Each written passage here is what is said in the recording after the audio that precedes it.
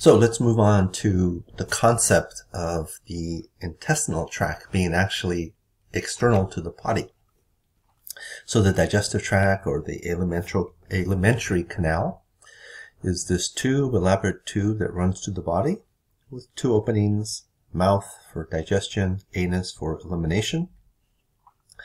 And its cavity is actually continuous with the outside environment. It runs through the body, but when something is swallowed, it technically remains external to the body tissues unless it is absorbed. So nutrients that do not cross the intestinal lining and do not get absorbed into the body are actually technically still outside the body. Kind of the analogy here with putting your finger through the donut hole. The donut hole is analogous to the digestive tract. A little weird to think of it this way, but let's say you swallow a marble. All right, the marble's going to go out the other end. The marble has passed through the alimentary canal, but technically it has remained external to the body's tissues. Okay, so let's look at how structure and function are combined to maximize absorption of nutrients, and we'll focus on the small intestine. So the intestinal lining, which is an epithelium, right, a lining, is specialized for nutrient absorption. So the intestinal lining has large folds, as you see here. You'd actually be able to see them with the naked eye, large folds, and villi, which are extensions, small finger-like extensions along the intestinal lining. Gives it a fuzziness like a towel. So they greatly increase surface area, both the circular folds and the villi. Huge surface area. So as the foodstuffs move along here, they have a good, they have the opportunity as they're being digested to get absorbed along the epithelial lining of the small intestine. The cells individually also have extensions of the plasma membrane called microvilli. So combined, the large folds, the villi, and the microvilli of the individual cells of the epithelial lining add even more surface area, or there's a huge surface area to the intestinal lining. So the absorbed molecules pass from the digestive tract across the cells, the epithelial lining cells, and into the blood vessels and lymphatic vessels that are within the villi. The blood vessels here in red and blue, and the lymphatic vessels in yellow. So most nutrients get absorbed directly into the bloodstream, and the fats or lipids go into the lymphatic system via the lymphatic vessels. Eventually they work their way into the blood supply. So let's move on to the large intestine. After all of that chemical digestion and nutrient absorption along the intestinal lining of the small intestine. So now the foodstuffs, the material that get to the large intestine, are mostly the things that are not digestible, that we don't ever absorb into our bloodstream, or just excess nutrients that never got absorbed or fully digested. Or, for example, something we can't digest, like if you swallowed a marble. So the large intestine is considerably shorter than the large intestine. It's only about 1.5 meters long, so about 5 feet. The small intestine is almost 30 feet long. So at the junction of the small and large intestine, there's this little small finger-like extension called the appendix, which is a residual digestive system organ.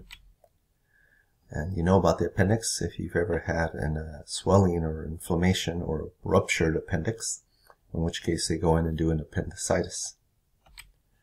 So the appendicitis is the actual bacterial infection of the appendix, and again, if that ruptures or if it gets bad enough, they need to go in and remove it and clean up any spillage of material that may have happened if your appendix ruptures. So it does contain white blood cells of the immune system, but it is a residual organ of the digestive system. And for the most part, we don't know about it. It doesn't have that much of an effect on the digestive system, but when it does get blocked and swollen and inflamed, then we know about the appendix. So the colon forms the main portion of large intestine. So that's the larger portion you see here. So everything you see here is large intestine. The only thing that's not part of the large intestine essentially is just the anus. So main function of the colon, of the large intestine, is to absorb excess water of the food material, the residual material that gets into the large intestine, and in doing so, it forms a more solid, compact fecal material, the feces, this undigested material. So about a third of the dry weight of the feces consists of bacteria in the colon, and they have a function. They help break down some of the material, some of the nutrients, and they help in providing nutrients that are absorbed in the form of some vitamins. So most of these bacteria are harmless in this region of our body. There are some, like E. coli, Escherichia coli, that do produce B vitamins and vitamin K that do supplement our diet. So these are our resident symbiotic bacteria in our gut that help us have a nice, efficient, and well-functioning digestive system. So they're supposed to be there, these bacteria. So we do have problems sometimes. If the lining of the colon gets irritated by a viral or bacterial infection, we know about it pretty rapidly. If the colon is unable to absorb the excess water, that results in diarrhea, and that's a reaction of the colon to help flush out these bacteria that may have entered into our digestive tract. And sudden diarrhea can be caused by food poisoning, traveler's diarrhea, stomach flu, chronic diarrhea, long-lasting diarrhea, for a number of other reasons. So prolonged diarrhea can be life-threatening because we lose excess water, severe dehydration, and that is very problematic for the very little, the very young, and the very old. So the rectum, the last portion of large intestine of the colon, its main function is to store fecal material until it can be eliminated from the body during defecation, pooping. So there are two rectal sphincters at the anus that are involved in defecation, elimination of the waste material, and one is voluntary and one is involuntary, that regulate the opening of the anus. The involuntary one starts to relax once the rectum is filled, and that's when you get the sense that you have to go to the bathroom.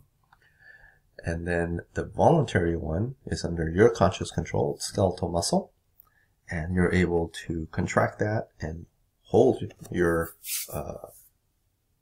poop until you can get to a place where you can actually go to the bathroom, and then that one you can then relax and eliminate the waste material. So the voluntary sphincter can be relaxed, and then contractions in the rectum expel the feces. And that is it for this chapter.